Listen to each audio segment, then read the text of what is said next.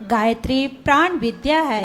पृथ्वी पर प्राणों का संचार सूर्य रूप सविता देव द्वारा होता है, जो अपनी प्रकाश किरणों से अंधकार को समाप्त करके प्राणियों में नई चेतना, नई उमंग भर देता है। गायत्री स्तवन के अंतिम पद पुनातु माम तत्सवितुर्वरेण्यम एवं पावन बना दो हे देव सविता का भाव मन में धारण करते हुए भावना करें कि गायन की तरंगों के साथ पवित्रता का संचार हमारे अंदर हो रहा है। आइए सभी परिजन गायत्री स्तवन का भाव भरा गान करें। ॐ यन्मण्डले